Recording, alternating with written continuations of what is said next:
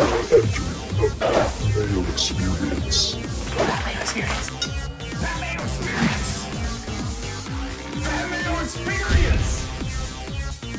Experience. Welcome to another edition of the Dogger Pass podcast. This for UFC 256. I'm Paul Shaughnessy, joined by the interwebs by Cody Saftic, coming off of a pretty solid card for you.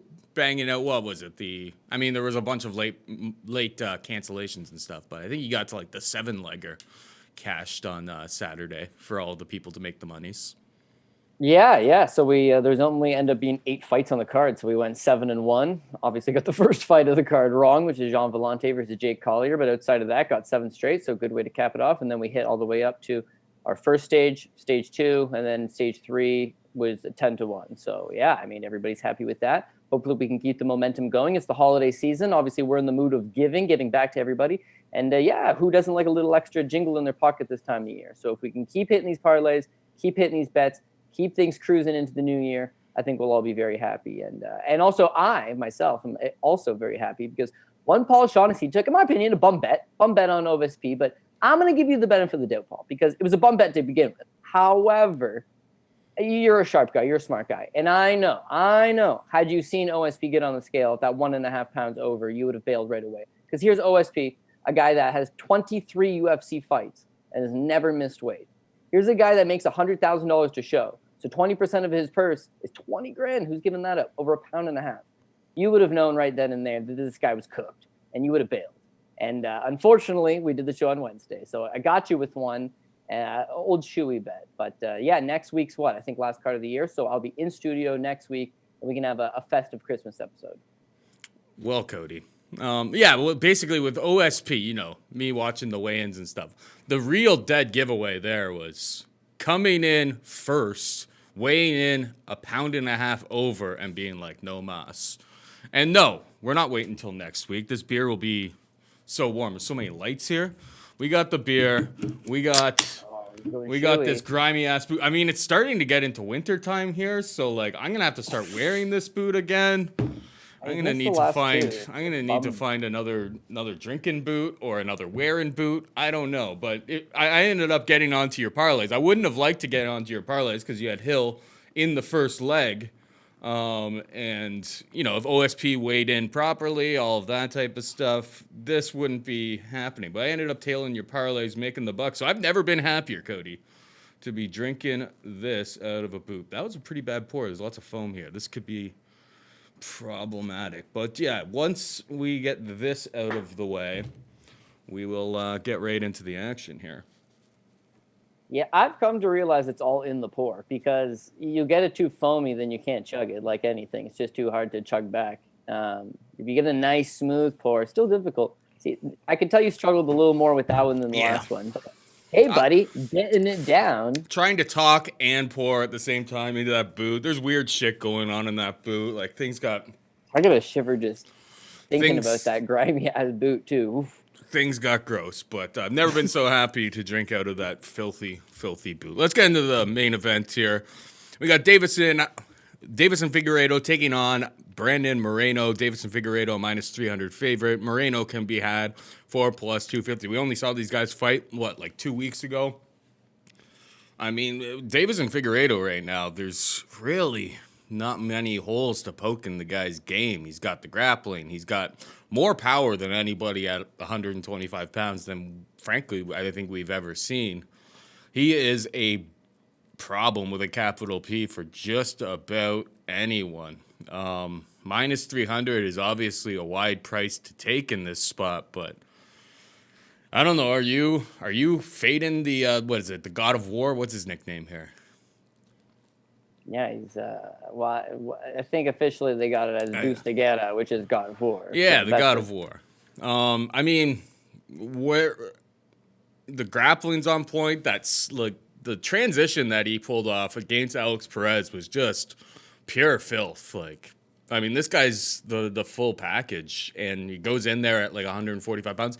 The only big question that we have is he's a guy who's struggled to make weight in the past, and this is a really, really quick turnaround. Maybe the weigh-ins on Friday, he has a big problem again. I don't know, but The guy seems to have every single possible tool in his shed. Brandon Moreno's a tough opponent, a game opponent, good grappler, good striking. They all are at the top of the 125-pound division.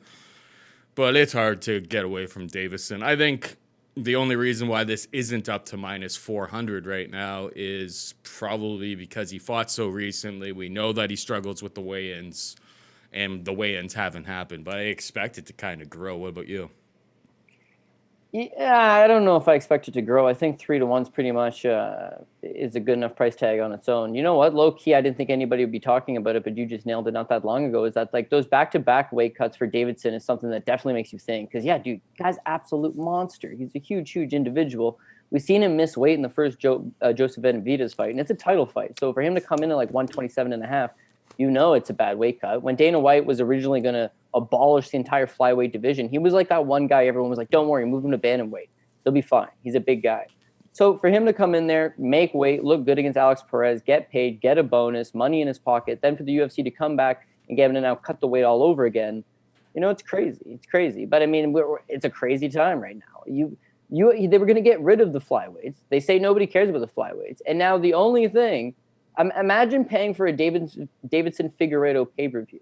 And then the only thing worse is paying for 2 Davidson Figueiredo pay-per-views in like a 4-week span. Like, it's absolutely ridiculous. But honestly, I think the bet you make in this is that fight starts round 3. Fight starts round 3 was, I think, listed at minus 110. And the over 2.5 is plus 110. Mm-hmm. And so Brandon Moreno's 18-5. Now, here's the thing with Brandon Moreno is that he's so unbelievably durable. He's never been finished, right? He's got a cast iron chin. We've seen him in there. He's been popped many of times. I always make the joke, you know, Mexican heritage, very hard to knock these guys out. And I mean, it's fact. He's got a cast iron chin. As far as his submission game goes, he was submitted one time on The Ultimate Fighter by Alexander Pantoja. And you remember the storyline there. You know, the kid's 16 seeded on the season, taking on the number 1 seeded guy in Pantoja. Gives him hell in that first round and then succumbs to a rear naked choke. He's young. He's green. He's making improvements. Since then, he's been there with really good grapplers. Pantoja, again, guys like Dustin Ortiz, guys basically like Formiga, basically the best guys, the best grapplers that he can go in there with, and he just scrambles, can't get submitted, not getting knocked out. Mm-hmm. So Davidson Figueiredo, one thing you have to realize about him is that he's someone that has, in 20 pro victories, has 17 finishes. He relies on the finish a lot. Either he knocks you out, or like you saw in the Alex Perez fight, maybe he snatches up that neck with that guillotine choke, but he likes to finish guys. Now, everyone always questions his cardio. Well, what if you extend this guy? We've seen him in fights fatigue. But because his last run of fights haven't been going deep into the fight, he's been icing these guys out in a round or two. There's kind of that growing perception that's just like, don't worry, his cardio is fine because it's not going to go there. But anything with Moreno suggests young, hungry challenger, never been finished, ultra motivated, also just fought, smashed the guy, motivation's on his side. I would say as far as plus money tags goes, Brandon Moreno doesn't look like the worst underdog in the world. Everybody loves Davidson right now. Everybody's talking about Davidson right now. He's got the skills everywhere. He's got this, he's got that. If you like Davidson, that's fine. But do you see Davidson going out there knocking out Brandon Moreno inside of 2 rounds? Like, I don't know. Moreno never been knocked out. Again, very cast iron. Does he go out there and submit Moreno inside of 2 rounds? Geez, I don't know. You know, Moreno never been there with good grapplers. So if the fight just goes to the 3rd round, you're getting nearly even money there. So I'm looking at over 2.5, fight to start round 3. And maybe a little sprinkle on Brandon Moreno, truth be told. Ooh. Well, I'd probably wait. I think that line's going to grow on Davidson Figueiredo. Wait until a little bit later in the week. I don't expect it to get less than 3-1. But the haters are going to, when you said that he smashed Brandon Royval last time out, the haters are going to come after you because that was a shoulder injury. Not that he did that to Brandon Royval in that spot. And also, I saw a doctor as well. Somebody was commenting about us talking about that fight recently, and yeah, just because they popped his shoulder back in doesn't mean that he was gonna be able to go out and fight effectively after that point. Like, I'm sure Brandon Royval's still feeling worse for wear from that sequence. So I like where your head's at here. Over 2.5 rounds, fight starts around 3. Both seem like pretty decent. Davidson's been running, but let's call a spade a spade. This is still the flyweight division. Most of the fights historically do go over that number. It's just we're dealt with a kind of a different beast here, and the price indicates that. But you're right, Brandon Moreno is about as tough as they come. I think we've got about all we've got to say about this one. Let's move on to the next fight. We've got Tony Ferguson taking on Charles do Bronx Oliveira. Ferguson, a minus 165 favorite. Oliveira can be had for plus 145. Tony Ferguson, earlier, end of November, this price was like minus 125. I was thinking about hitting it at that point. Unfortunately, I didn't. It continues to grow. But, Ferguson obviously got battered about as bad as you can get battered against Justin Gaethje in that fight, or in his last time out. Oliveira, rewatching his last fight out there, I mean, it was a lot of guard pulling against Kevin Lee. His hands did look better. He was landing significant strikes and all of that. But if he can't get a submission against Tony Ferguson, I feel like he just gets pieced up on volume against Ferguson, right? Is he gonna submit? His jiu-jitsu is so crafty, so good that maybe he can just submit anyone. But there's a reason why Tony doesn't get finished that way. It's just his grappling is on point, his wrestling is on point.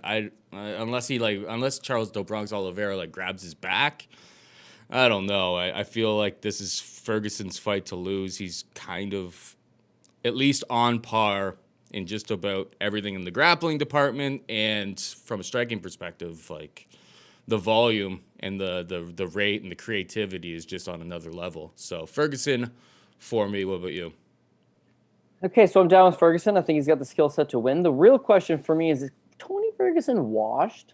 Even though it's just one loss, and even though it's a loss at the highest level to Justin Gaethje, one has to wonder, it was bound to catch up with him. And now anybody going forward has that ability to potentially catch this guy. We thought that he, similar to the last fight we just talked about, you're cast iron, you can't get submitted, you can't get knocked out. And Tony Ferguson very much fell into that category. Who's knocking out Tony Ferguson? Nobody. I mean, this guy's got a great chin. He's been hurt. He recovers. As far as the submission game goes, yeah, Eddie Bravo, BJJ black belt. He's so crafty, so dynamic. Guy that wrestled in college. He's the complete package. But he's 36 years old. He's taken a lot of damage. He's had a lot of injuries. And you just go back to, say, the Edson Barbosa fight, right? Where the first round, it's oh, man, Tony took a lot of damage, but he comes back and he gets that win. Then he takes on short notice up-and-comer Lando Venata. Nobody had really heard of him. And Lando Venata drops him twice in the first round. Oh, my God, Tony Ferguson. But he comes back and he wins. Then the Kevin Lee fight. First round, Kevin Lee mounts Tony Ferguson. He's raining down punishment. Round ends. Everyone's saying, oh, geez, maybe saved by the bell. Not saved by the bell, but, get what I'm saying. He's mounted at the end of the first round. And Kevin Lee had a staph infection, by the way, in that fight. The Anthony Pettis fight right after. Oh, my God. Tony Ferguson dropped in the first round by Anthony Pettis. He's on wobbly legs again. Dude, it's all damage. It's just it's adding up. And then Justin Gaethje just completely, he's the guy that puts the nail in the coffin. He's the guy that takes advantage. He's the guy that hurts him early and never lets him off the hook and just keeps putting it on him. And then by the fifth round, you see Tony Ferguson finally crumble. Good stoppage by Herb there. Great stoppage, because it's just so much damage has occurred between that, right? But when you look at the Rafael dos Anjos, or you go back and you just look at his body of work, right? Sorry, we didn't even mention that Rafael dos Anjos fight, where it's an absolute war, 25 minutes, Mexico City, Mile High, where he takes a ton of damage. But he generally fights once a year, because he pulls out of fights, he gets injuries, fights fall through, fights once a year, fights once a year, right? Now he's coming off a 7th-month layoff from the absolute worst beating of his career. Is he a little bit slower? Is he a little bit weathered? And when it's not just one opponent's catching you, it's all these opponents are catching him, but he's overcoming it, right? Mm-hmm. You don't want to get caught by Charles Oliveira, because you mentioned grappling's great, but his striking's come a long way. He's got good striking as well. He's got good hooks. He can put damage on you. He can cut you up. He's got good elbows. He's growing into himself. He's got the persona of he's a quitter. We've seen him quit 3-4 times throughout his career, and if you put it on him, he's going to break. And if that's the case, if that's the MO, Tony Ferguson's going to put it on, right? That hasn't happened in 3 years, frankly, right? Exactly. But Charles is kind of shook in that, He's in the prime of his life right now. He's on a great streak. He keeps getting better every time out. And you see those improvements in his striking. You see the improvements in his grappling. You see the improvements, in his heart and his conditioning and all these different variables. So all I'm saying is that it's hard to submit Tony Ferguson, but it'd be a lot easier to submit Tony Ferguson if you could drop him first. Capitalize, take advantage, take his back throw in a neck crank, whatever happens. If this thing goes 5, gotta favor Tony Ferguson just because he's still a cardio machine. Yeah, exactly. But it probably doesn't go 5. Because it's a 3-round fight. Oh yeah. No, my bad. This is honestly the people's main event, though. People would rather see this as the main event than Davidson Figueiredo. No offense to Figueiredo versus Brandon Moreno, but yeah, people would rather see this. Anyways, all I'm saying is Tony's a bit of a slow starter, right? So the advantage is that the longer the fight goes, he can get back into it because he's going to have to overcome that early storm. But if Charles goes out there and puts it on him quick, wins a round and a half, maybe wins 2 rounds, or takes him out inside the distance because he's able to bust him up, cut him up, slow him down. Like, it's all, I'll admit, it sounds like I'm taking Charles Oliveira, but I'm actually picking Tony Ferguson, but I'm not super confident on it. I want to be way more confident. I think the skill set's there. I think, the pressure game's there. I think the striking advantage is there. I think the wrestling is there so that, listen, if Charles pulls guard, Tony doesn't have to fall him to the ground, right? Charles shouldn't be able to take down Tony. Tony's got the wrestling advantage. If the fight stays standing, Charles will be able to bust him up in spots early, but Tony wins on volume. It's that I got a bad feeling of it's the very first thing I asked you when we started talking about this fight. Is Tony washed? Because if he is, it's like this is the end of the road for him. Charles is a bad guy to be in there with. I mean, the hellacious beating that Gaethje put on him, that was in round 5, too. Nobody's as durable as Tony Ferguson. I see that the line for over 2.5 rounds is plus 130. Fight goes to decision, plus 165. They opened shorter than that, and people have been steaming it for the most part. Actually, that fight goes to decision got up to plus 195 and then bounced back down to plus 135. I mean, if we think that my only real question about whether this gets to 3 is whether Charles do Bronx is taking on a hellacious beating, and then we see the old Charles do Bronx kind of like looks for a way out, like he did against Holloway and some of the other fights. We think that he's past that, but that's my only concern about that. I'm surprised that we're getting plus money on over 2.5. I actually see this probably going to decision. I think Tony Ferguson by decision is how I see it playing out based on volume. I'm kind of surprised by that. What do you think about that? You know what? With Charles, he's kind of like a kill or be killed guy. Like, he's going to put it on Tony, and Tony's going to have to meet him and break him, right? So as far as fight goes the distance, I'm not entirely sure about that. I think that there's going to be 2 narratives. The narrative A is that Charles, that quitter comes back out of him. Tony's just going to finish him at some point inside the distance. Or Charles is over it, and Tony's a little bit worn, and he's able to catch him at some point. I don't know. I think I would avoid fight goes the distance. I think at some point one of these guys might catch the other. Sounds like we're not really betting. I mean, it's quite a fight. Like, you don't have to bet every single fight, and this fight is, you can just sit back on your couch and just enjoy the action because it's awesome. It's a great fight. I wish it was 5 rounds, and if it was 5 rounds, I would favor Tony Ferguson quite a bit more, but I see where your head's at on that. Anyway, we move on. We've got Rafael Fiziev taking on Renato Moicano, minus 155 Fiziev, plus 135 Moicano. Where's your head at on this one? Yeah, okay. So am I reading it wrong? Like, I don't understand why Rafael Fiziev is like a considerable amount favorite over Renato Moicano, right? Scratching my head a little bit. So yeah, dude is striking is sick. And we all know he does the Matrix and the Saenchai rollback, and he's able to slip out a way of kicks. And he's got a accredited Muay Thai career, and he's the Tiger Muay Thai, one of their striking coaches. Still only 27. He's from Kyrgyzstan, same place as the Shevchenko sisters. Like, all right, perfect. Guy's on a roll. Makes his UFC debut, and I mean, this is not against him, dude. He takes on Magomed Mustafayev, who just happened to catch him with the sweetest spinning wheel kick to the face. It is what it is. Like, let's not even bother talking about that one, right? But the 2 wins since then are Alex White and Mark Diakese. Not exactly the most impressive, considering it's Alex White. Not 100% sure if he's still employed with the company right now. But again, was a total non-contender from the get-go. He looked excellent against Diakese, though. Yeah, he looked awesome against Diakese. He looked like, again, still only 27 years old. He's making improvements. He's starting to get more confident. He's feeling to his own, and he absolutely just obliterated him with the kicks. Like, his kicks are so strong. If you storm in on him, he's going to try to counterpunch you. If you don't storm in on him, you try to stay on the outside, he just keeps kicking away. He had Mark Diakese unbelievably gun shy in that fight. And I kept screaming at Diakese, who I had in that spot, why not pursue the takedown a little bit more? But Fiziev is a brick shithouse, man. He's got strong hips. He's a strong guy.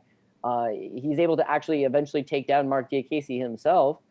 Cardio seemed to check out. I mean, again, he looked a little bit fatigued in there, but he's just throwing so much power in his techniques. But he went the distance with Alex White, and he went the distance with Mark Diakese, right? So even though he's got this maybe perception currently of just like, oh man, striking's on another level, he's rolling back like Sanchai, he's killing them with the kicks. It's like it hasn't really translated so far in terms of his UFC fights into stopping power, which is going to be interesting because with Renato Moicano, like you better hope you stop him early with something, or he's going to throw 100+ significant strikes on you. And to me, that's interesting because when he absolutely killed Alex White, pillar to post, 3 rounds, yet he only landed 66 significant strikes. And when he beat Mark Diakese, oh man, career best, put on an absolute clinic on him. Again, it's 78 significant strikes.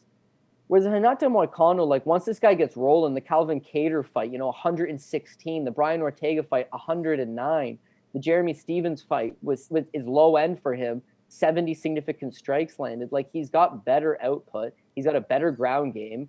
If this fight hits the ground, it's advantage Moicano. If this fight stays standing, you would say advantage Fiziev. But still, just based on leg kicks output, Moicano might be able to just keep it competitive enough to eventually tire this guy, force his hand, have a barn burner of a fight, have some exchanges. Now, everyone remembers Renato Moicano as a 45. Had some nice fights at 145, beat Tuhugov, beat Jeremy Stevens, was winning against Brian Ortega, got the win over Calvin Kattar.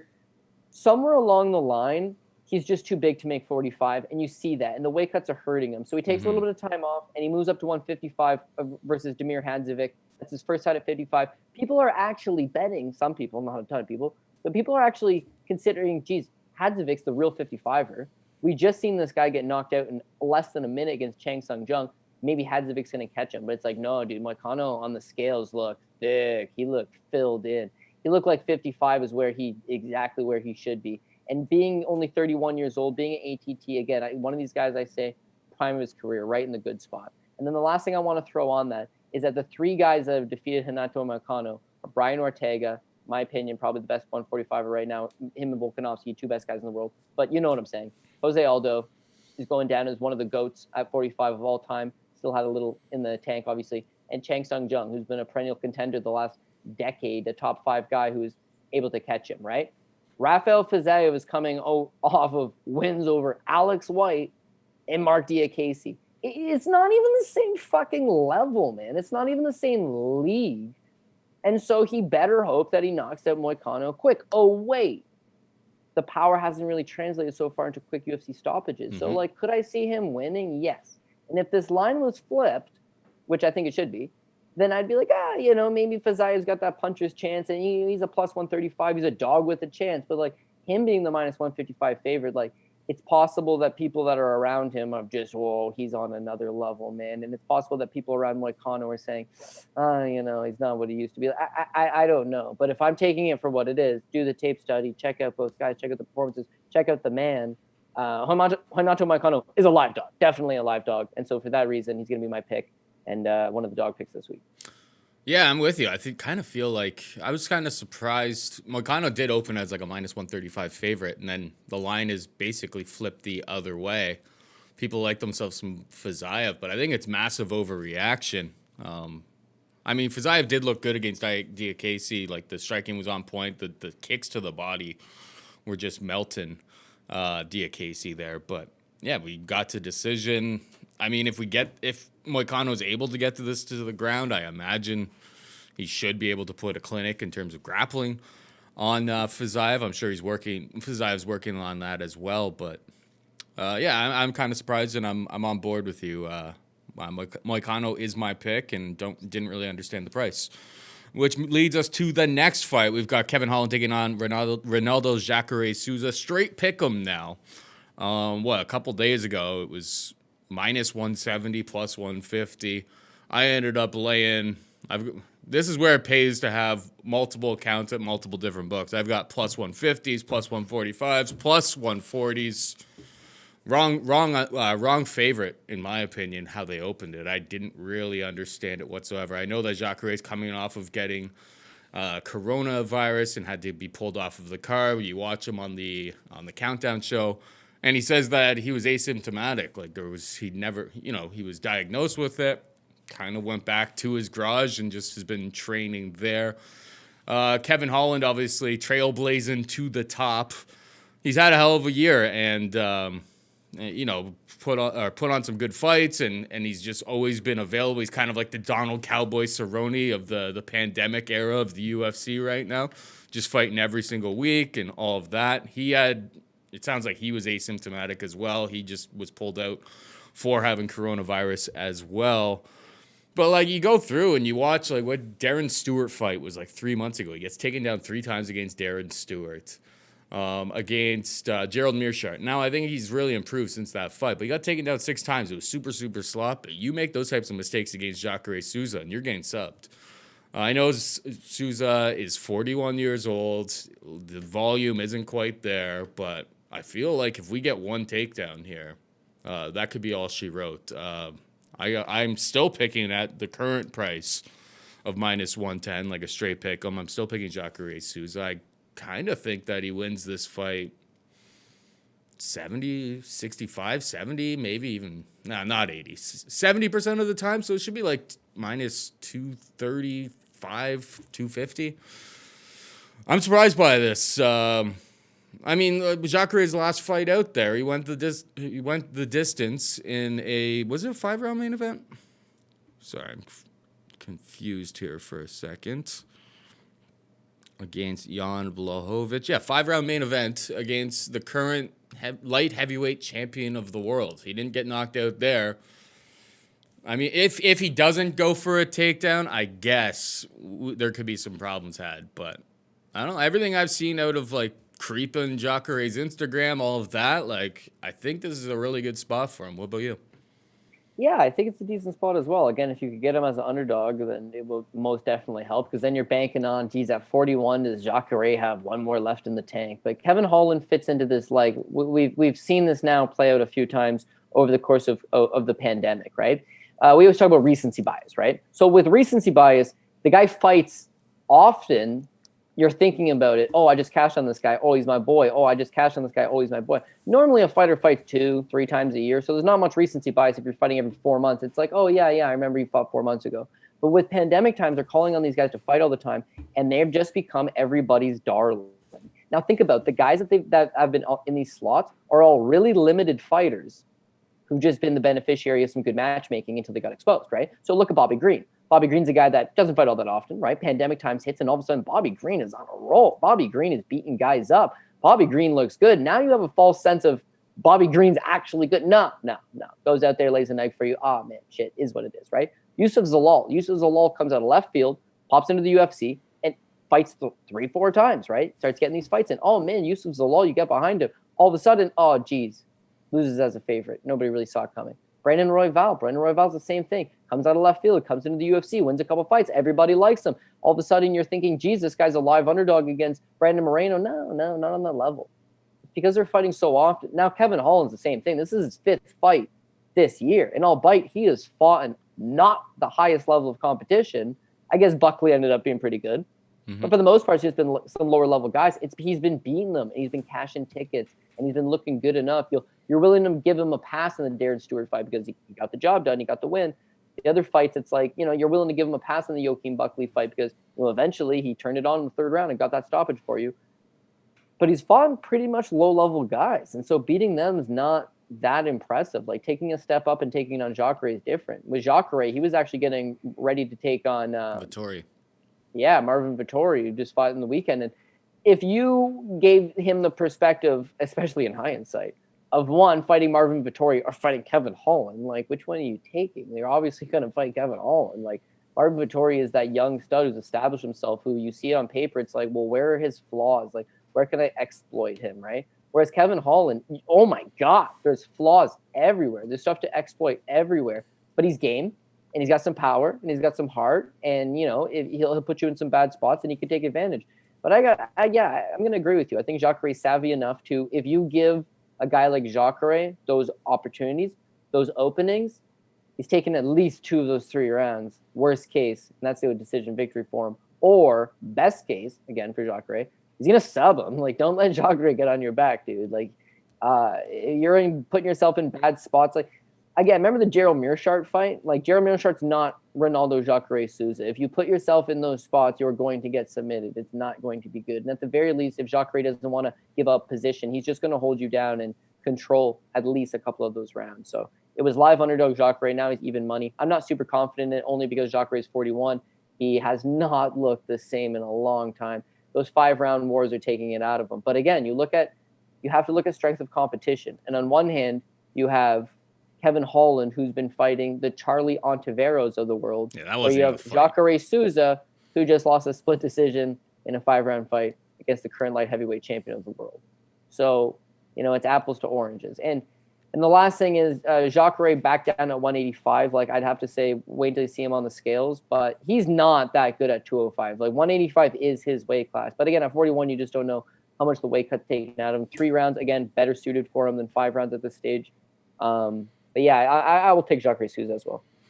And the last thing I'll add to it, I sent you the picture of it because I was asking you like late on Friday night. I was just like, what? Because I saw the line. I finished up all the work I was doing around here, and I was just like, what on earth is happening here? Watched a little bit of tape, started digging into like Jacare's camp. I've got a picture here which I'll throw up on the old broadcast. But he's training with this kid like Henin Problema, who's like a 6'10" heavyweight. Guy's striking looks pretty long and crisp. I mean, if you're hanging out with this guy, training with this guy, maybe this is where he got the aha moment where it's just like Kevin Holland drops out, like all of the issues that I deal with on a daily basis in camp with Henin Problema. This guy looks like a Problema.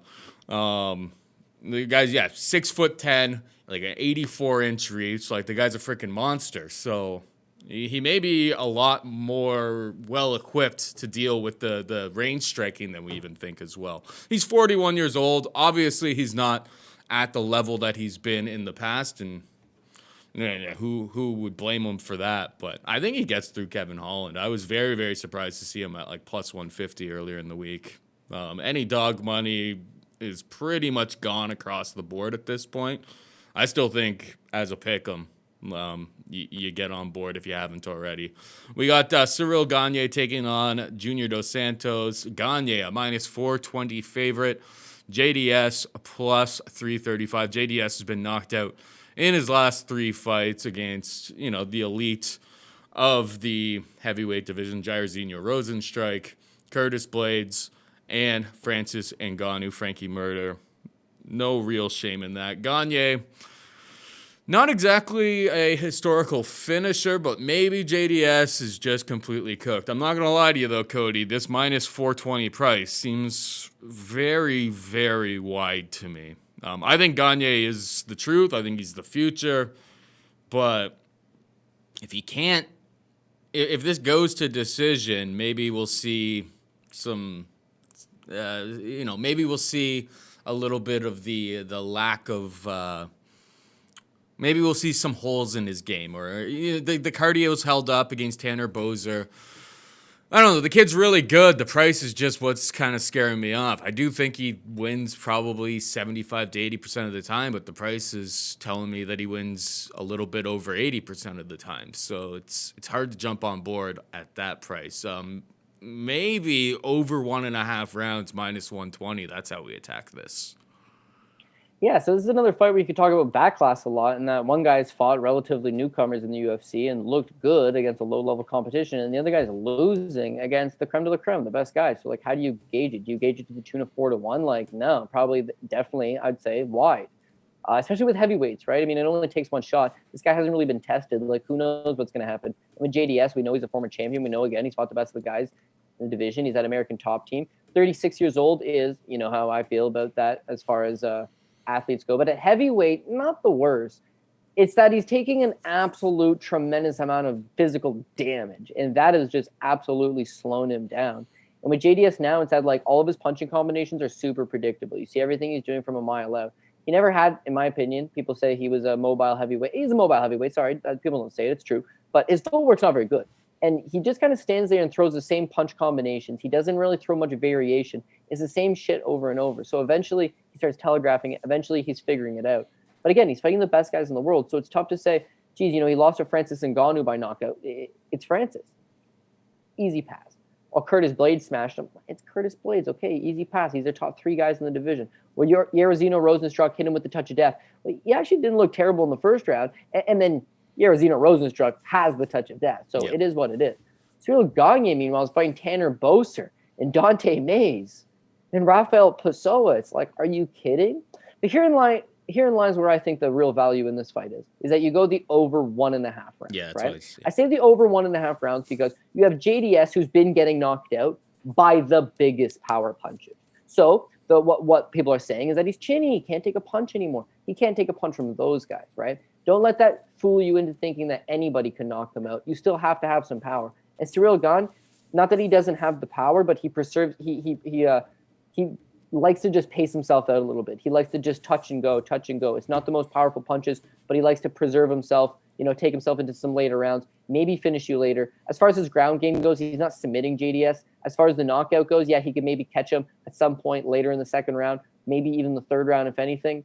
But probably fight goes the distance. And so the fact that over 1.5 is minus 120, that's the move on this fight, right? The fight to start round 3 is plus 130. Just getting 2 rounds in there, I'm going to have some of that as well. And then the fight to go the distance is plus 180. And that one's pretty interesting, again, because you have a guy that if Gane wins, I could very much see him winning decision, right? So let's say JDS decides to flip the script on him, right? Mm-hmm. He's not really that same murderous power puncher that he has been in the past. Like the Derek Lewis fight and the Tai Tuivasa fights were both cases of both guys just getting so tired. Tai Tuivasa kicked his ass in the first round. And then in the second round, Tai Tuivasa is so gassed out, walks right head into a shot, gets dropped. Derek Lewis completely gassed out, not throwing any punches. Those guys he can get later in the rounds. But even then, he's taking them out in the second round, right? Yeah. So if he wins against Cyril, it's going to be one of those moments where it's like, oh shit, Cyril's not who we thought he was, and later in the fight he gets caught. But I don't think JDS just walks out there and knocks him out early. So over 1.5, fight starts round 3, fight goes the distance. I got Gane, he'll be on parlays, and Cyril Gane by decision. However, when we talk about building up parlays for the most, our most trustworthy guys right at the top, we'll see how it shakes out. Maybe he ends up being on the top block. But more realistically, it's a heavyweight fight. He's been fighting low-level guys, and now this is a big jump up in competition. Not a small jump up in competition. It's a big leap for him, right? So I don't know that I consider him like the lock of the week. It's a big price tag. I don't love the price tag, so you have to parlay. He has looked excellent. The skills look like they're totally there, but yeah, it's a big step up in competition. Yeah, I think, the over 1.5 rounds is my favorite play by far in that fight. I think we're dealing with a little bit of recency bias about JDS fighting the most murderous power punchers that, I guess Blades isn't, but Blades kind of cooks you and then beats you down, right? The JDS obviously has taken a lot of damage, but I think over 1.5 rounds seems at basically a pick'em that I see across the markets right now. That seems to be the best play on the board. Can I throw something in real quick for you? A little greasy theory for you? Have at her. Okay, yeah. So the UFC announces that they're making these 60 cuts, right? Mm-hmm. And they're getting rid of guys. And what it comes down to is that the roster is real big. They're paying these guys too much money. There's uncertainty in the economy. Stuff costs more money to now host. It's like, okay, we gotta trim the fat. So it's not just they're going to get rid of the 60 worst guys on the roster. No. They're going to get rid of 60 people that it makes sense to get rid of. So a guy like JDS, as much as he's a former champion, it makes a lot of sense to get rid of him. He's 36. His best days are behind him. He's lost 3 fights in a row. All 3 of those losses are by knockout. He's expensive. He'd be great for Bellator, and he's the kind of guy you would see in Bellator, probably in the next year, let's say.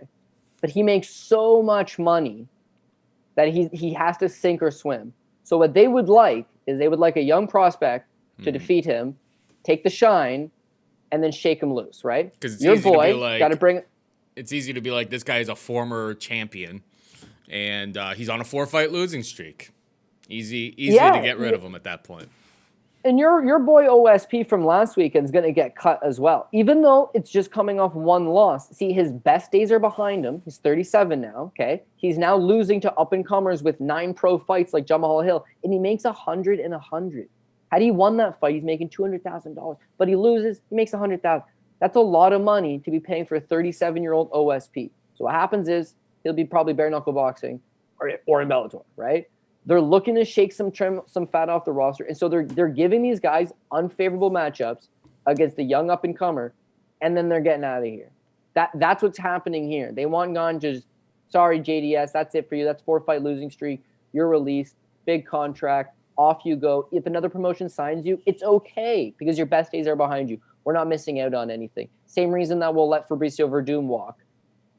We're looking at those young guys. We're looking at Francis Ngannou. We're looking at the Cyril Ganes. We're looking at Curtis Blades. We're looking at Alexander Romanov.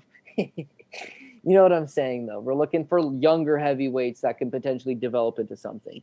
These guys, they're just there for the namesake. So I think there's a clear written idea of what they want to happen. It's whether that actually plays out in the fight itself.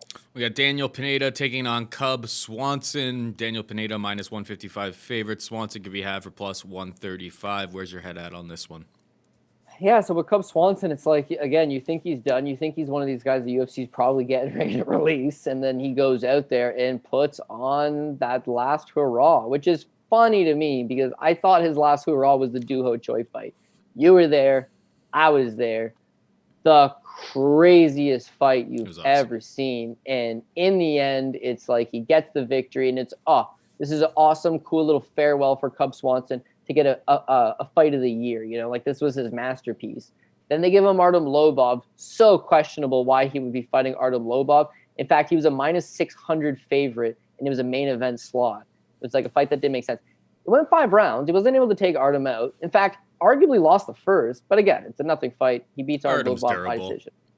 Yeah, since then, fights the best guys in the division. Ortega, Frankie Edgar, Renato Moicano, we talked about earlier, Shane Burgos, who I'm really high up on myself. And is he getting by those guys? Like, no. Is he taking a lot of damage in those fights? Yeah. The Kron Gracie fight, though, it presents, we'll talk about this later, a perfect stylistical matchup for him. And whereas he's really savvy veteran, he's fought in all the best guys. And even though he's on a bad streak right now, he's got all the skills in the world. He's just getting a little bit older. Taking on a guy that's very one-dimensional and very green. So, as I said, we'll talk about this later, Chase Hooper, right? Chase Hooper is very one-dimensional and he's very green. So, like, those savvy veteran guys are going to take advantage of him all day. Those guys that just, aren't really that good, yeah, he can shine against them, right? Mm-hmm. It's the same thing. Kron Gracie is awesome at jiu-jitsu, but his wrestling's non-existent, right? And his striking, it's not all that good. And, like, his ring IQ, it leaves something to be desired. He's got 5 pro fights, and he's taking on a guy in Cub Swanson who had 36 pro fights at the time, who fought all of the best guys twice over. Like, it's a big gap. But here's where Cub fucked up. So Cubs had a history of injuries. The guy's always getting hurt, broken hands, knee injuries. Just guy is ravished, right? That's what happens when you've had 36 pro fights against all the best guys in the world. Fought Jens Pulver in the WEC, but when I was in high school, I remember watching that fight live. It's like he has just been in through the ringer. That winning over Kron Gracie is like, boom, momentum reestablished. Let's keep this going. But he took that grappling match against Jake Shields, and he hurt himself in the grappling match. I think he blew his knee out. And now he's actually coming off a year-long layoff since the injury. He's 37. Like, I just can't really get behind him with a year-long layoff, another injury, had 1-4 in his last 5 fights. Like, we can't. And it was just a really good spot for him against Kron Gracie. Whereas Daniel Pineda is not a good spot because to UFC casuals, they've never heard of him, and he is a dangerous, dangerous guy. See, you know how you've got 36 pro fights? Yeah, he's got 40, and he has not taken nearly the amount of damage. His jiu-jitsu is legit. His striking's good. His wrestling's good. His cardio's pretty good. He looked like he was going to win $1 million in PFL. Like it was going to be him or Lance Palmer. If he caught Lance Palmer, he's about to win literally $1 million for winning the tournament. And then it turns out he was on the juice. So him coming off the juice, signing with the UFC, he smashed Herbert Burns. Now, I don't like Herbert Burns. I think Herbert Burns is a total fraud. So it's another idea of like, oh, maybe it was just right opponent, right time. Just like fighting Kron Gracie, you took a one-dimensional jiu-jitsu guy and you exposed him. Same thing Cub did. But as far as this fight goes, Cubs are a little bit of a slow starter, so I feel like Daniel Pineda is going to get off quicker, probably win the first round. Outside of that, Cub prefers to counterpunch. I would say he's got more power, but I don't see him knocking out Pineda. Pineda's just more aggressor. He's going to be in the pocket. He's going to be moving forward. He's going to be pressuring. I think it's going to be enough to persuade the judges. As far as the wrestling goes, Pineda's got the advantage. If he takes Cub Swanson down, he's going to out-grapple him. He's a BJJ black belt and a good BJJ black belt. And I just feel like there's a lot of passive victory for him here. Do I like the line? No. I'd like to see it close to even just because you have so much backclass in Cub Swanson, and the guy that's been around the block a few times is still dangerous. Minus 165, Daniel Pineda almost seems like it's writing him off, especially because Daniel Pineda is 35 years old as well. He's no spring chicken. This is a guy that fought in the UFC himself. This is his second go-around. First time go-around was not very good. He was fighting really good guys, don't get me wrong. But it's like he's limited. You know, why would you like him at 165 over Cub Swanson? Maybe I don't like him at that price tag, but I just feel like I thought maybe it was the juice is why he looked so good in PFL. And then to see him go in there against Herbert Burns and just put it on him, it's like, you know what? It's a lifetime of skills, and he's finally putting together that lifetime of skills. And at 35, only 2 years younger than Cub, 3 fights more than Cub, half of the ring wear. And so for that reason, I think that he's going to end up getting the victory. So Daniel Pineda, I can see people passing on this fight, but I'm going to take Pineda for the victory.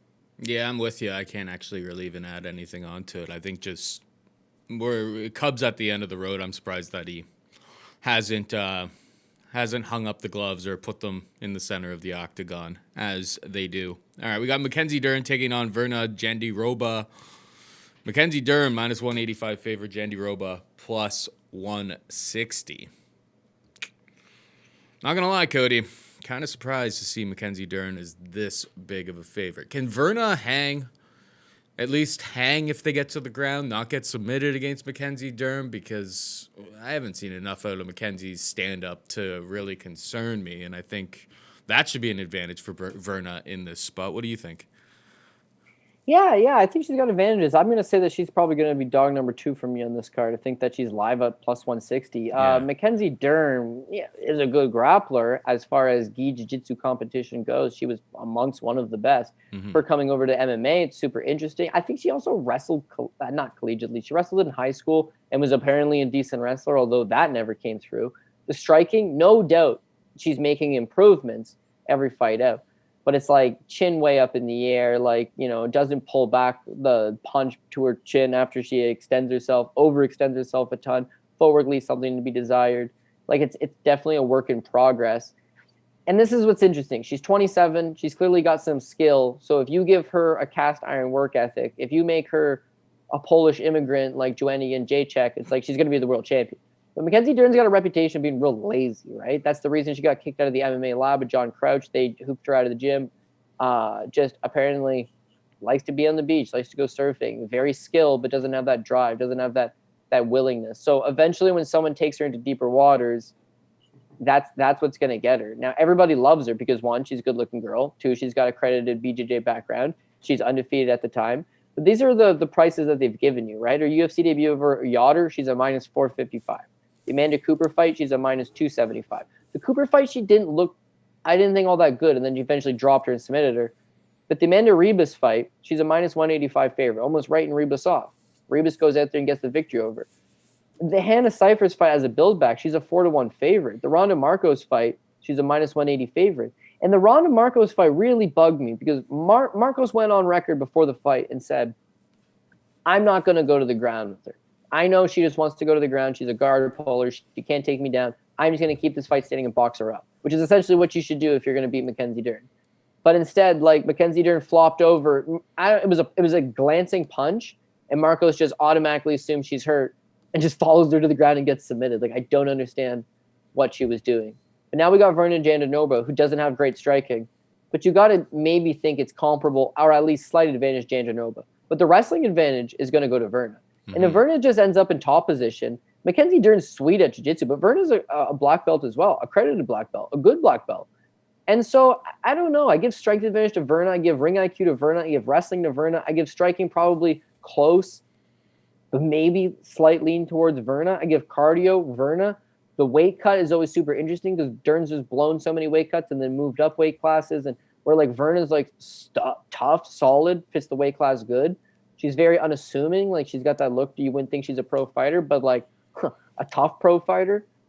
And so I honestly think that the price tag is just a little bit off. Plus 160 is good enough for me to take that underdog shot on Vernon Jandrioba. And if she gets the win, I don't see her knocking out Mackenzie Dern. I don't see her submitting Mackenzie Dern. It's one of those things where it's like, you're just the better fighter. You're going to win some rounds. And as a result, the over is going to hit in this fight. And Jandrioba by decision is a big plus money play. So, I mean, that's where I would go. Women's MMA, buyers beware. But I'm going to take an underdog in this spot. I like it. I like where your head's at. And for the record, that over is minus 135. Open at minus 120. People are on the same page as you. So, yeah, I like where your head's at on that fight. We've got Billy Quarantillo taking on Gavin Tucker. Billy Q is a minus 155 favorite. Gavin Tucker plus 135. This is a banger. This is a great fight here. This is the first fight where I'm not entirely sure if Billy Q just puts a pace on people, and they just can't. They sink or swim, and most people basically sink, like we saw in the Kyle Nelson fight. High pace fight. Nelson had some spots early on. We get to round 3. Billy Q lands one and completely folds him. But that was just like a process of like fighting at a pace that Nelson just could not keep up with. Same with the Spike Carlisle fight, where, I guess Carlisle in round 3 had just the strength advantage. Kind of, he was able to at least control some positions.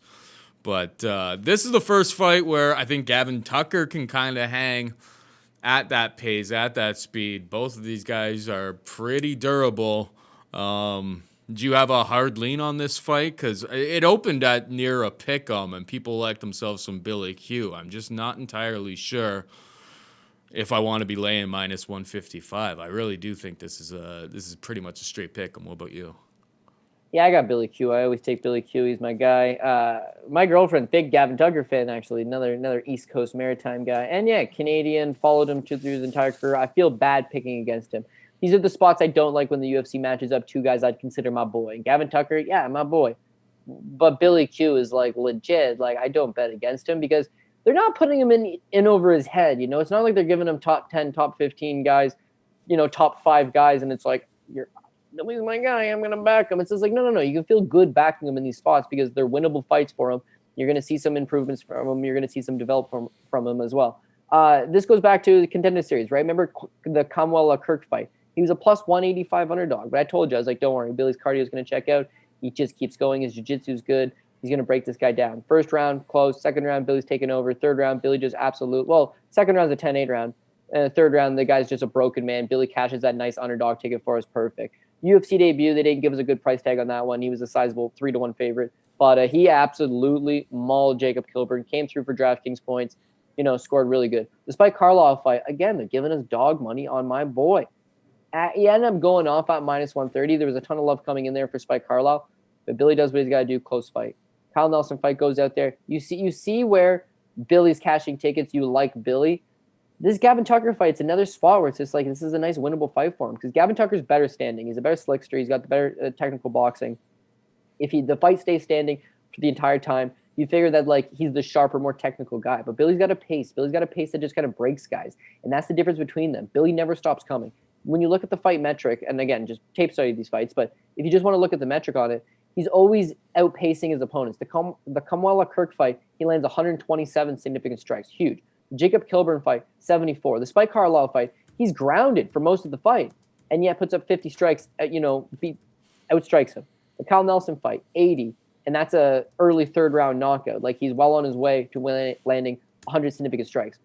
Whereas Gavin Tucker, like, he can be styling on you, like the Justin James fight, for example. And if you take his shot and you roll with it and you return fire, he gets hurt. He's got durability issues. The Rick Glenn fight, it's like Rick Glenn's not particularly a very good striker. Like, he's got advantages over Rick Glenn.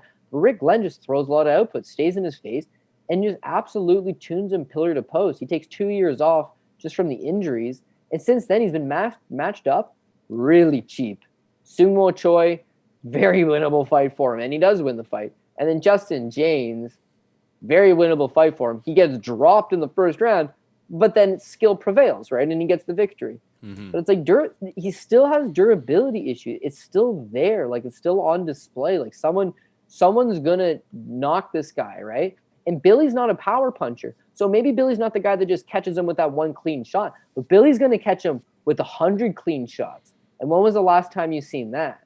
The last time you seen that was when Gavin Tucker fought Rick Glenn. And Rick Glenn outlanded him 142 to 23. He also took him down 4 times. That's interesting because Billy's the better wrestler. Billy wants to take down Gavin Tucker. I think he can. The fight hits the ground. They're both BJJ black belts. Billy might be a brown belt. I think he's a black belt. Yeah, Billy's a black belt. Gavin's definitely a black belt. So seems similar. But the scrambling is going to go to Billy. The cardio is going to go to Billy. The durability is going to go to Billy. And I just feel like really close competitive round. Maybe you live bet this. Maybe you see how it shakes out after 1. But down the stretch, Billy's taking this thing. She's taking rounds 2 and 3, or he's finishing late in the 3rd. So I'm going to take some of those overs, and I'm going to take Billy Q to get the job done. We got Tecia Torres taking on Sam Hughes. Tecia Torres a minus 450 favorite. Sam Hughes plus 350. There's only one sports book out there that actually has a line on this one, or at least only one sports book that I've seen on bestfightodds.com that has a line on this. Sam Hughes obviously coming in on very, very short notice here. Where's your head at here? I imagine, I wish there was more props and stuff like that. Obviously, Tecia Torres was getting ready for this week, and Angela Hill had to pull out. Sam Hughes has fought your girl, Vanessa Demopoulos. I haven't had time to even tape this fight yet. Minus 450 is a pretty steep price tag, obviously. Tecia Torres by decision, probably. Without doing any tape, that's where I would imagine where you're going to say this fight is going. Yeah, it's Tecia Torres. Like, when was the last time? She's got that one submission over Juliana Lima, and that breaks up a stretch of, like, her entire career has been decision. So if you're going to pick her, you're always going to try to improve that price tag by taking the decision. Tecia Torres is another one of these fighters that just was the beneficiary of a drop down in competition, right? When she's fighting the best girls in the world, she's coming up on the wrong end of decisions, right? Loses these fights, but at least she's going to decision with Jessica Andrade and Joanny and Jacek and Weili Zhang and Marina Rodriguez. Oh, again, you see the decline, like the best, a top 10 contender. But it's like Tecia Torres always gives a good account of herself the best as she can. Now that they give her a drop down, she takes on Brianna Van Buren. I made the no-no of really thinking Brianna Van Buren was the shit. Her boxing looked good, her submissions looked good, wrestling looked good. She won the one-night tournament for Invicta, fought 3 times in one night, looked really solid, cardio checked out. Tecia Torres is a plus 175 underdog. Why Tecia Torres, someone who's got 20 fights in the UFC, who's just fought 3 of the 5 best fighters in the division? How is she that big of a plus money? But again, I bought the bullshit. And we talked about a lot of these fights. Don't buy the bullshit. I did buy the bullshit. And it's just like Tecia Torres not fighting the best girls in the world. She looks like a world beater again. Like, she's got skills. She's very talented. She obviously trains at a very high level. Yeah, you don't mind her, right? She's supposed to take on Angela Hill. That's a good fight. It's a competitive fight. I would probably say slight lean towards Tecia Torres, but at least it's another established fighter who's had lots of fights in the UFC. And now you're taking on a debuting fighter. Like, that's a big advantage for Tecia Torres. Mm-hmm. Minus 450 is probably going to get steam closer to 6. But if you take it by decision, you're obviously going to improve that a little bit. Sam Hughes is not terrible. I remember the Vanessa Demopoulos fight. I had Vanessa Demopoulos. And Sam Page, through the first round, wins the first round. Second round, wins the second round. Third round, wins the third round. Her striking looks good. She's strong. She doesn't look terrible. Looks like, could be something here, work in progress. But the fourth round, it hits the ground. And Vanessa Demopoulos is pretty good at jiu-jitsu. And she ended up just hitting up this inverted triangle choke, submits Sam Hughes. Sam Hughes had given a good account of herself through the first 3 rounds. And it was largely on the basis of aggression, decent stand-up, comes forward, grinds away at you, beats you, good cardio. The very next fight, she takes on this Danielle Hindley for LFA. She's a big favorite in that spot. And she looks good. She goes out there, she puts it on her, ends up submitting her cold at the very tail end of the first round. There's something here. She's 28 years old. There's something you can work with. It's just such a stretch to be like, Sam Hughes is 28, okay? She started fighting professional in February of 2019. Okay. Mm-hmm. So she's got virtually no professional experience. As a pro, she's fought 3 fighters that were making their debuts. One girl who's 3-1, lost to Vanessa Dimopoulos, who cannot strike nor wrestle. It's just low key, real hot, and got good jiu-jitsu. Former stripper, by the way. Loses to the former stripper, and then picks up a gimme win where she's a 4-1 favorite over Danielle Hindley. So it's not just like, oh, she's making a UFC debut. That's a talent jump. It's not just, oh, she's making her UFC debut against a girl who's already fought in the UFC before. It's not she's making her UFC debut against a girl who's fought 5 or 10 times. It's like she's fighting Tisha Torres, a very well-known, established name in the division. Has fought perennial top 10 all fighter. the former, fought all the former champions. Was at American Top Team, went to Colorado, trained with all of the best people in the world. Really honed her skills. And if you thought she was done because she was on a 4-fight losing streak, completely showed you how reinvigorated she was in her last fight. So 450, yeah. Tisha Torres by decision, yeah. It's going to go way higher than that once the rest of the lines release it. But she's the clear-cut favorite. And it's nothing against Sam Hughes. It's that, like, her path of victory would consist of out-hustling Tisha Torres, who goes 3 rounds like it ain't no thing. Like, this is a regular thing for her, right? If Tisha fought Vanessa Dimopoulos, she might actually score a TKO. I would bet Tisha Torres scores a TKO win, which she's never done in her career before, if she fought Vanessa Dimopoulos. Like, that's how much of a talent jump there is to where Sam Hughes now has to compete. So, yeah. If this is the price tag that's being laid down, 450, I don't expect it to last all that long. Tisha Torres, she's the clear and obvious pick. We move on down. We've got a heavyweight fight between Sergey Spivak and Jared Vanderaa.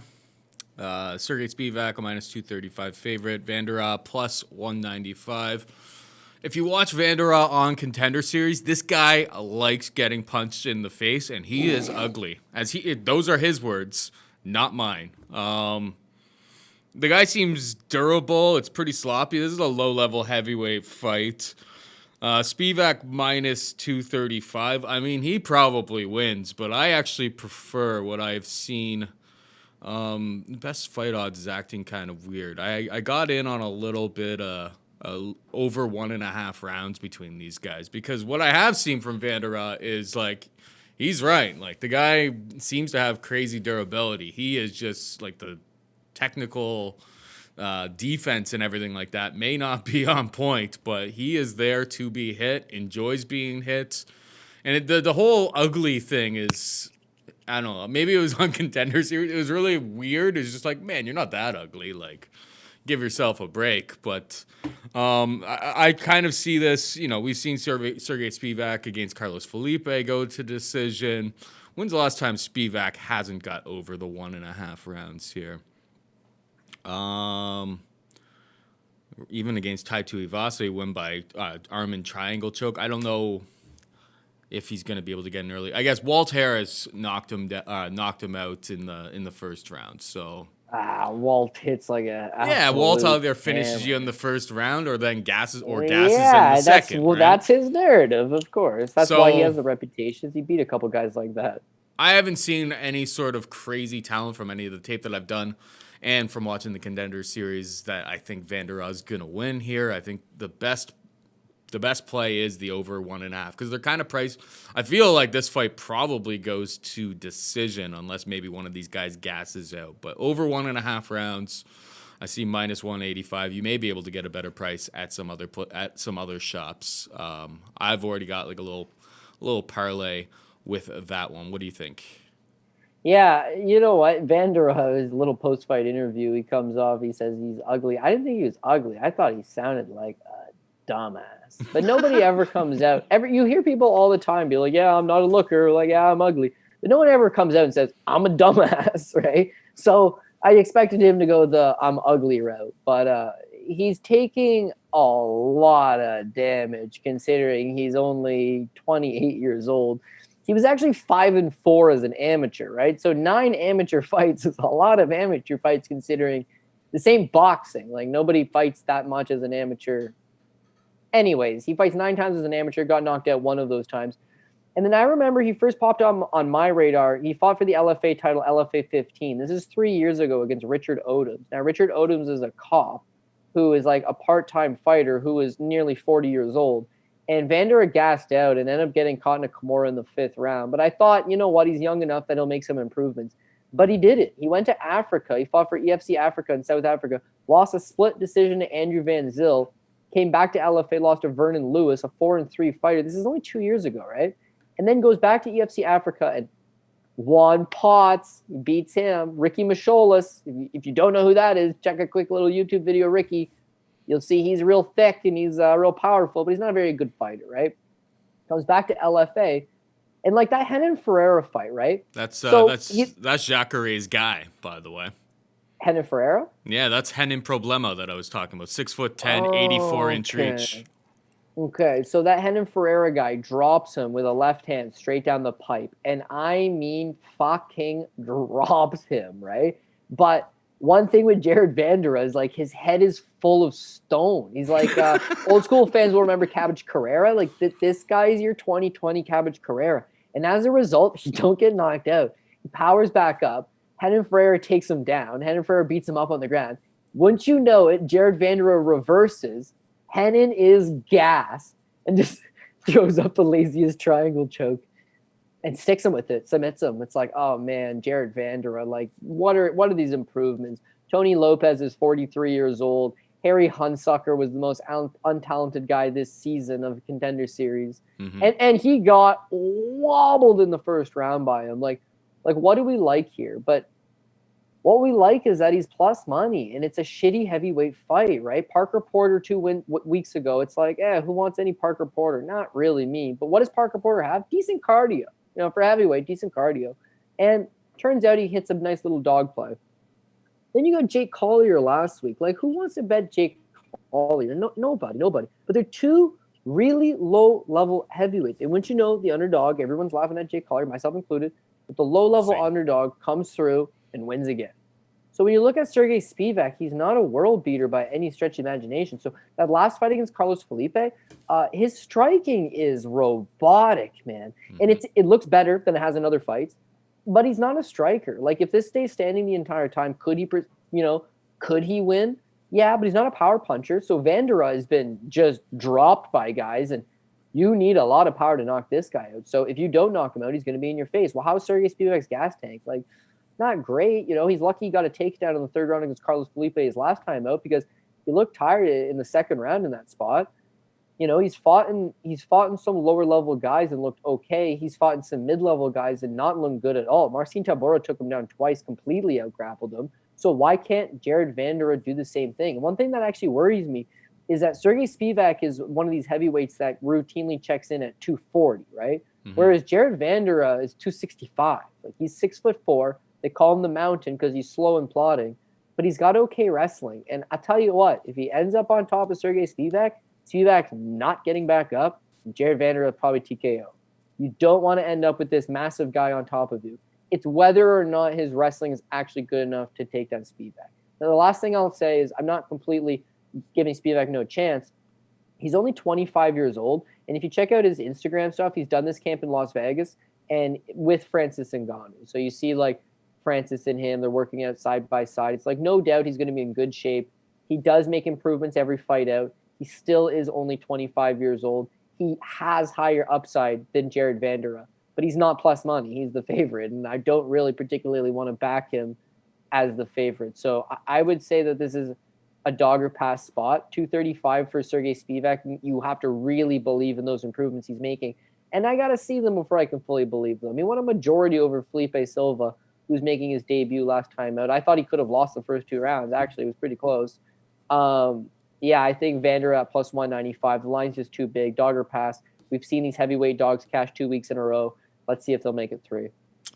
And finally, you alluded to it earlier. Chase Hooper takes on Peter Barrett. Chase Hooper, minus 380 favorite. Barrett can be had for plus 315.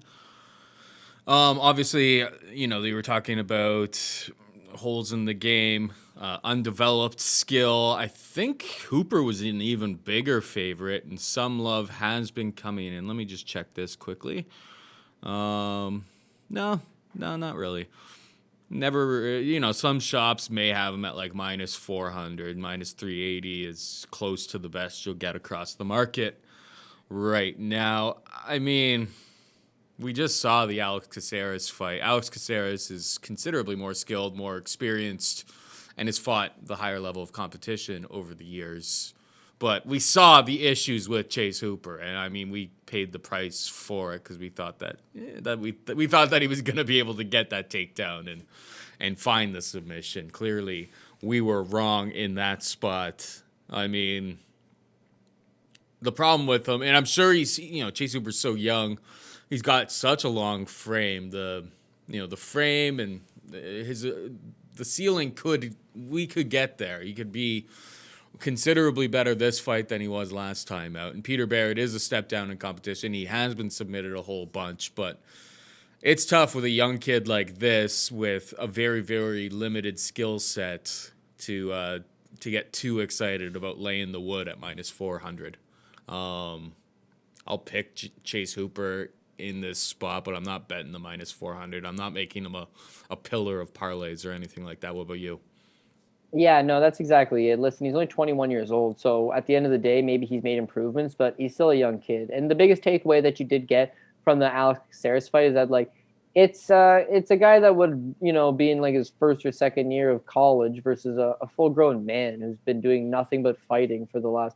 Bruce Leroy's a 23-fight UFC veteran. That's not even considering the fact that he fought 3 times on The Ultimate Fighter and had some like 10 fights before even going to The Ultimate Fighter. He's been around the block many, many times. He's fought in some of the best guys. Again, we talk about this talent gap. And for Hooper, he had fought in low-level guys on the Contender Series. Remember he got the contract? He got his ass beat in the first round. But this young kid, he's got some good jiu-jitsu. He's wily. He wins. Dana, everyone's smiling. He's the youngest kid to ever fight on Contender Series. They give him a developmental contract. He fights, relatively nobody after he got that developmental deal from Dana White's Contender Series, right? His very next fight is a draw against a 7-8 opponent. The guy had 7 wins, 8 losses, and Chase Hooper fought him to a split draw. So you see right then, it's like he won a Contender Series fight and now can't even beat a 7-8 opponent because he's just young. He's just a jiu-jitsu guy. He has no wrestling, he has no striking, and he's like 19 years old. But they stick with him. He wins one. The Luis Gomez fight, that's actually a decent little win for Titan FC. And then they just throw him in there into the UFC.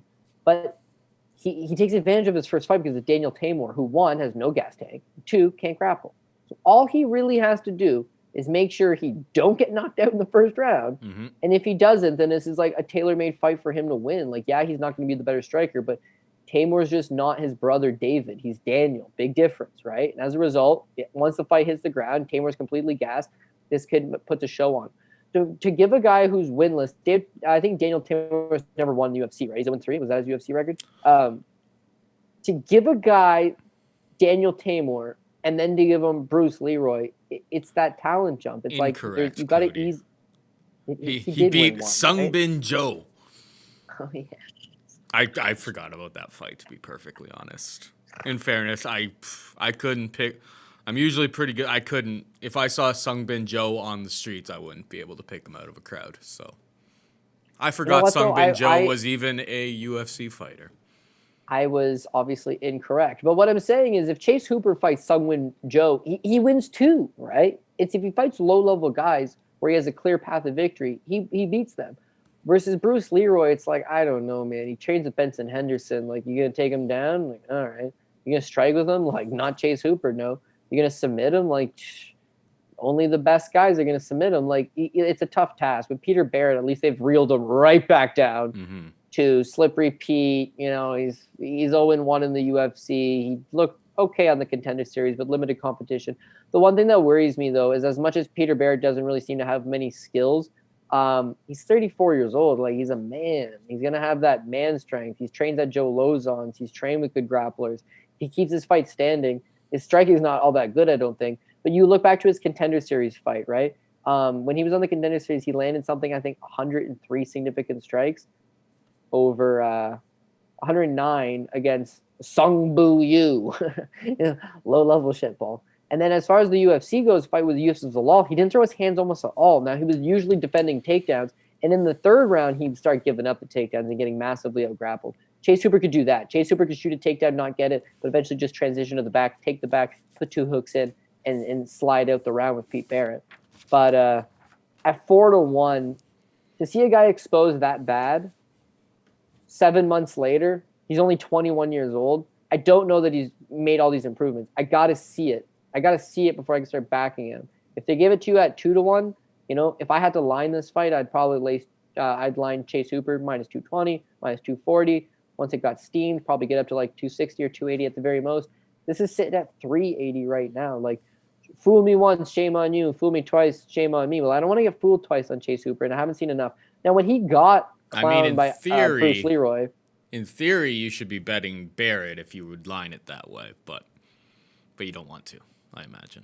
You know what? I started talking myself into a Pete Barrett bet initially because I was like, you know what, dude, he's out of Joe Lozon's gym. They're going to have his grappling good. He's one of these Boston Strong guys. If he keeps his fight standing against Zalal, the fight's standing for the first 2 rounds. But so Zalal gives him a concussion 30 seconds into the fight, right? He hits him with a wheel kick to the face, and Peter Barrett just drops. And then from that point on, I have to assume his brain is on autopilot, but he fights to a decision. So cardio's not a problem. Durability, even though he has been finished in the past, not a huge problem. And when he's getting taken down by Yusuf Zalal and getting out-grappled by Yusuf Zalal, it's not the end of the world. So for Hooper might not just absolutely blow through him, but he might not have the wrestling to take him down. And if it's a striking battle, then we've seen him go out there and land over 100 significant strikes against guys, bite down in his mouth shield, and move forward. But this might just be like me getting into my own head. I'm talking myself into it. I'm talking to Pete Barrett's a live underdog bet, all this, that. You look at his record, right? He lost to this Connor Berry kid who it's 2 years ago. It's 2018. But 2 years ago, Pete Barrett was 32 at the time.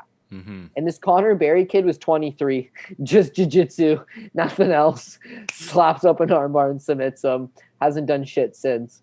So Chase Hooper's fighting the right guy, like he probably does the exact same thing.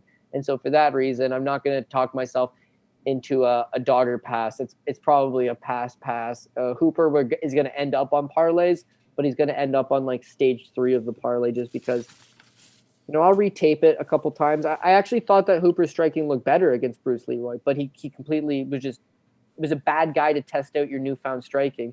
And the only reason he tested it out is because he couldn't get the fight to the ground. Well, it's a bad guy to try to wrestle against. Like Pete Barrett is that step back down. He's not a 23-fight UFC veteran. He's a 1-fight UFC veteran. He's fought in low-level guys. He's generally not given a very good account of himself. And the UFC likes Hooper. They signed him off Contender Series to a developmental deal. They've marketed him. They've done the whole Ben Askren thing. He actually did go out to Ben Askren and spend some time to work on his wrestling after the Caceres fight.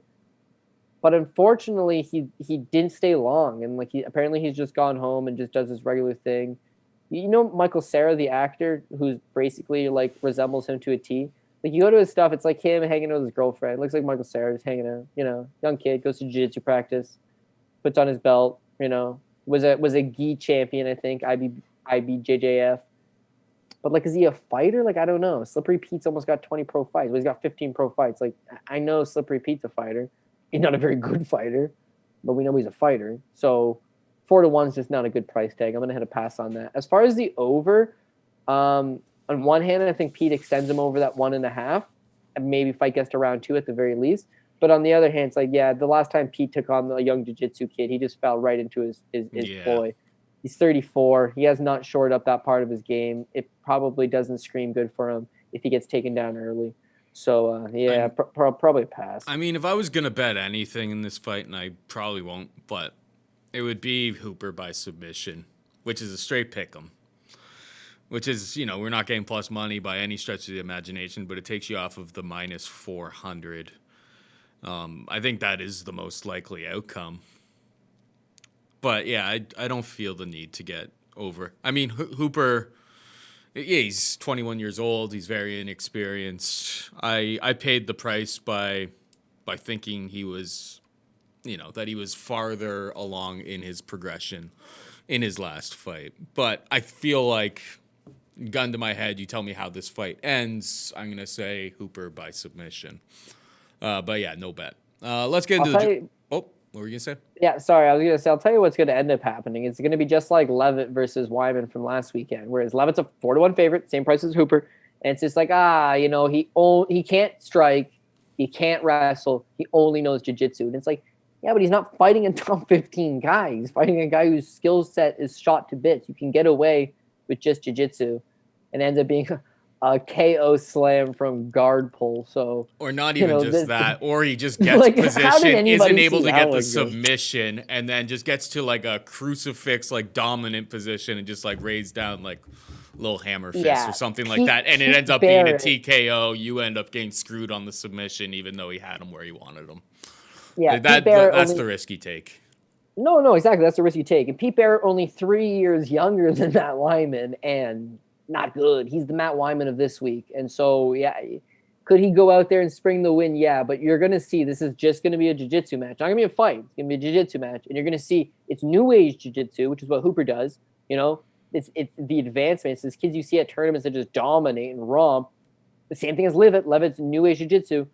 Versus these old school guys that just give up bad positions and then all of a sudden you backpack them for a whole round. So, favorite or pass, not dog or pass, but I don't love the 4-1. All right, let's get into the DraftKings breakdown for the card real quickly. Why don't you take it away? Davison Figueiredo 9,000, Brandon Moreno 7,200. Yeah, I was just gonna sign in my DraftKings real quick.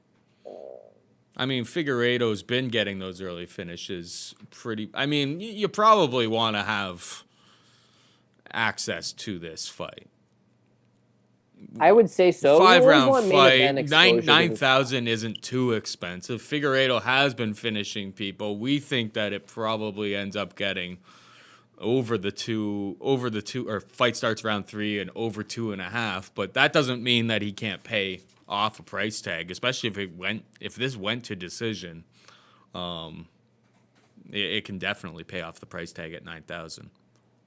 Yeah, if it goes to decision, you always like having some main event exposure because if it goes 5 rounds, you might be able to just rack up points. And if it's a quick finish for the guy that you want to win, then you're still going to get some quick points. We've seen that last weekend with Marvin Vettori versus Jack Hermanson, where you might not have thought that Vettori could break a slate based on output, but it's 5 rounds and there's going to be a lot of exchanges and there's going to be a lot of scrambles and there's going to be a lot of just significant strikes add up. And so for that reason, both these guys are live because Figueiredo, as we talked about, 17 of his 20 pro wins are inside the distance. He's got knockout power. He's got a good submission game. He's the kind of guy that's been a DKK dream so far in his career. If you're backing him to win this fight, even though he's 9,000, he always does score a lot.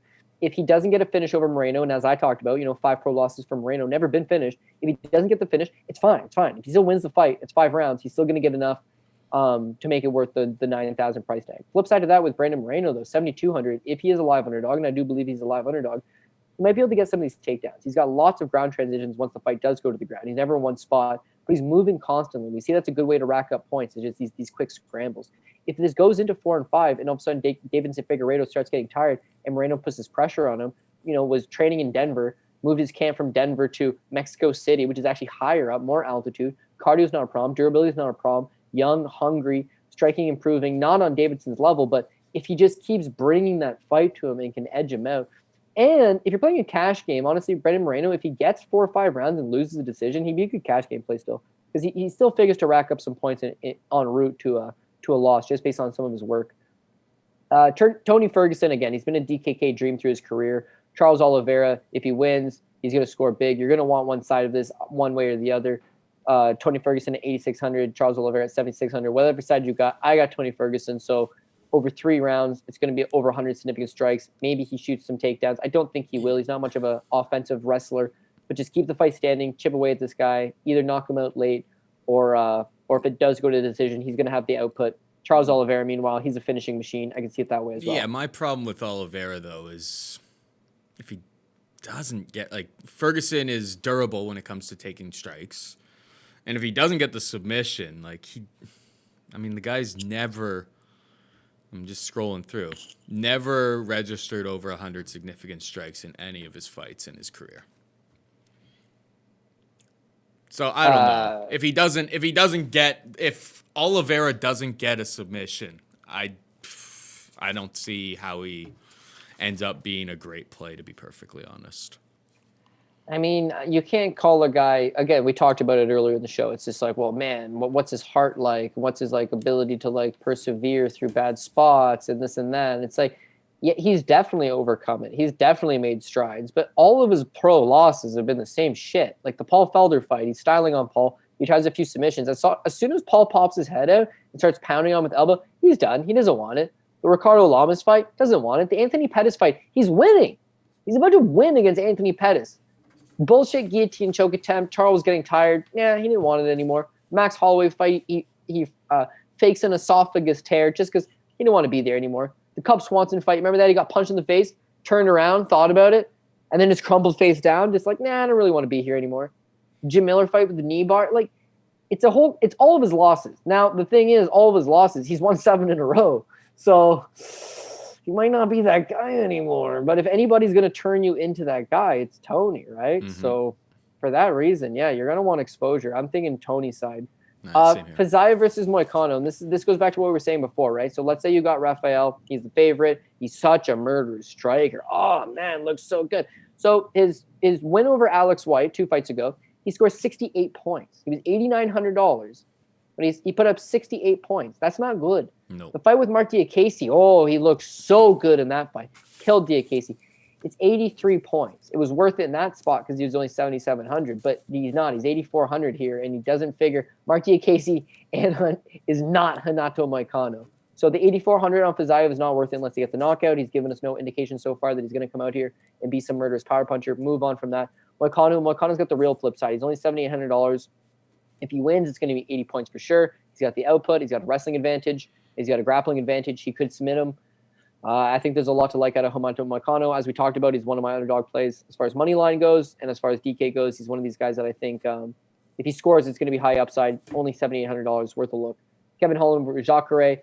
If Jacare is washed, he's still really durable, man. Like, guys don't exactly go out there and put this cat away. He's so durable that Kevin Holland at 82 is going to get relative to that. But if you're looking for a big GPP score, a guy that's going to go put up a tremendous amount of points, maybe Holland's not your guy. Flip side to that was Jacare. He's only 8,000. If he just neutralizes Holland with a couple takedowns and doesn't finish it, it's not going to be the highest scoring affair. Gets the win. Sure, that's all well and good.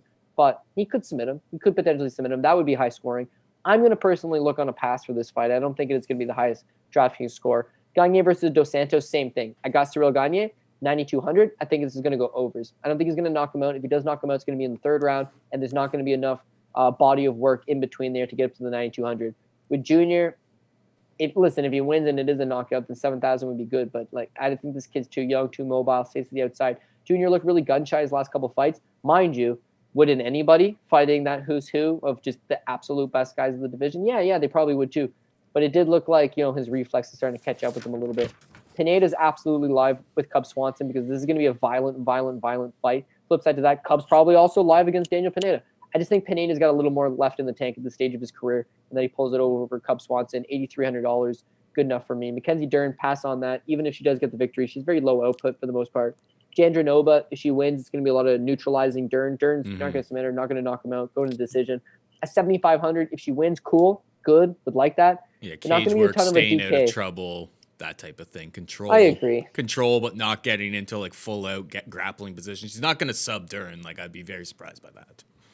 Now, people are always like, oh, Cody says Billy's his guy because Billy Q just, won so many money line tickets for him. It's just like, yeah, but have you ever tried playing this guy in DraftKings as well? Because it has been awesome. The Kilburn fight, he puts up 139. The Carlisle fight, he's neutralized for most of that fight. He's getting taken down and held. 76 points, man. Still pretty good. And then the Kyle Nelson fight, again, 105 points. He doesn't tire. He keeps putting it on you. This is another good spot for Billy where him and Gavin Tucker are going to fight at a high pace. Whoever wins this fight is getting 100. I think Billy's going to win this fight, and therefore I think he's going to get 100. Mm-hmm. And he's only $8,500, so it seems like that's the play. His average is 106.3. Again, he's 3-0 in the UFC, so it's just a small pint-sized portion. But this is the kind of fight that should allow him to kind of continue that. Tisha Torres versus Sam Hughes. Tisha's a decision fighter. She's low output.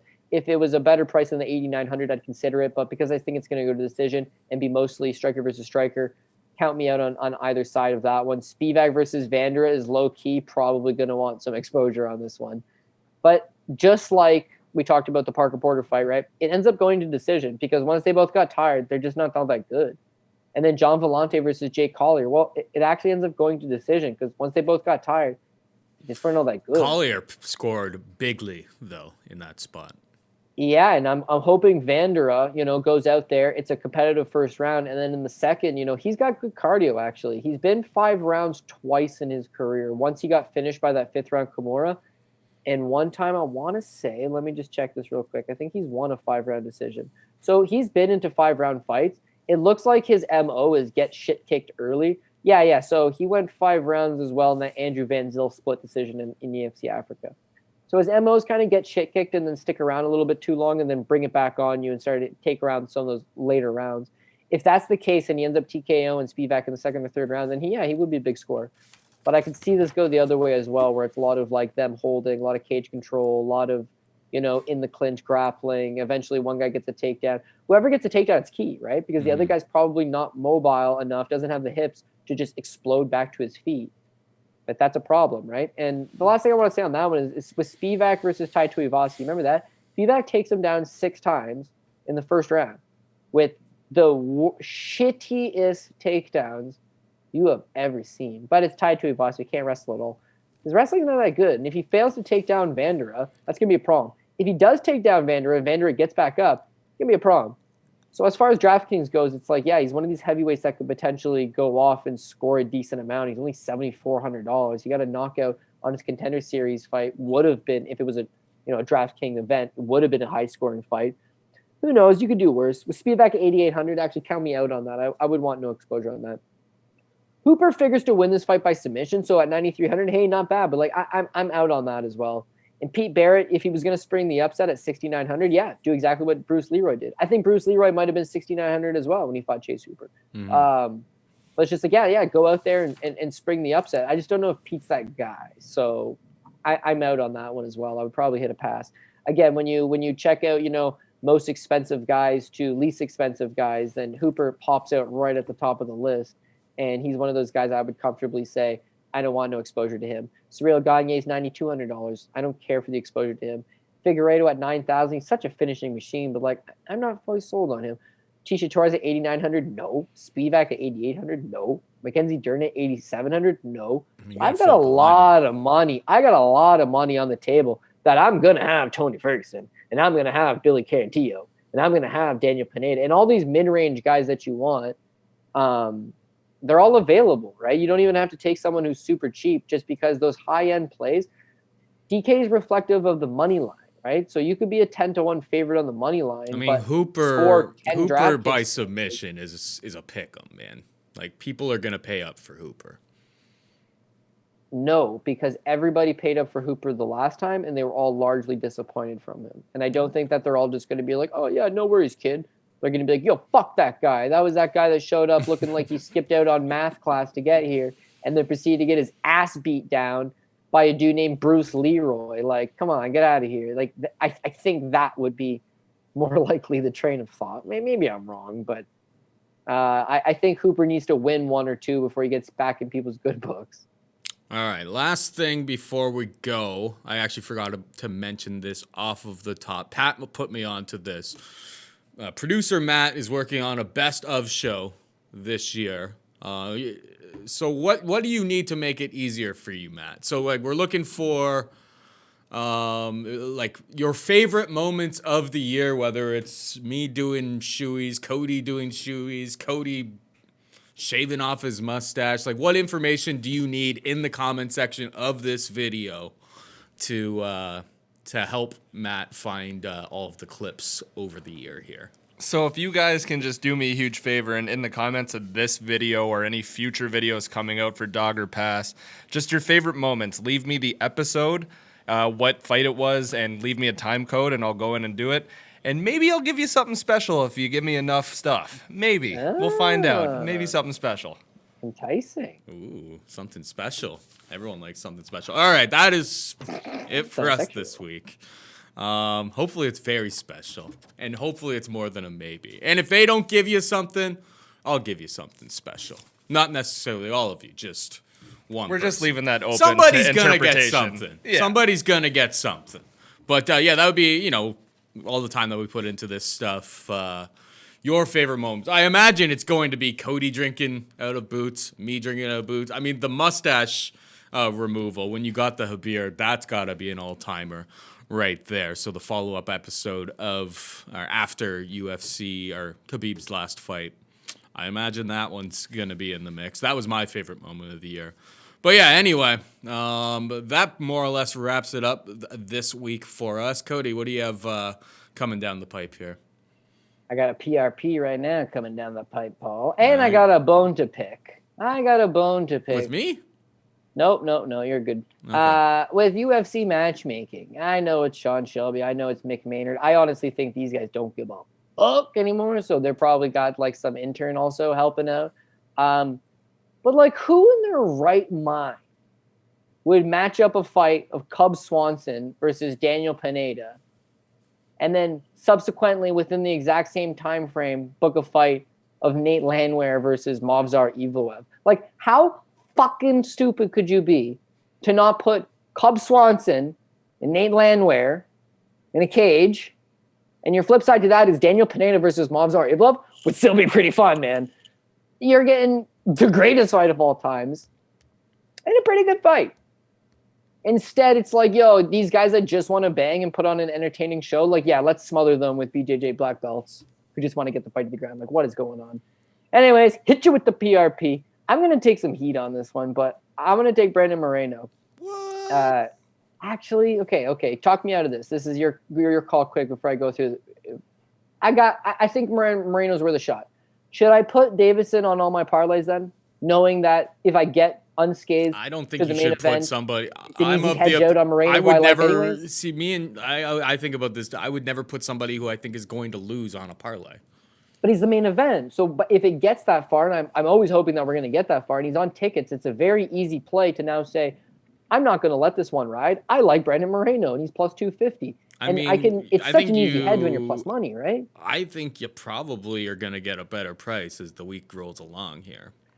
Okay, let me put it to you like this. Let's say I put Brandon Moreno on my PRP, okay? Mm-hmm. And at the end of the night, it's still intact, and he's got this thing juiced up to the tits, and it's going to be a big payoff. How do I hedge out of that? I can't hedge out of Davidson Figueiredo. He's a minus 350. I don't know. And he's the last fight on the card. I effectively can't hedge out of my bet. I just have to let it roll. The 11 fight parlay expert here. I'll tell you that much.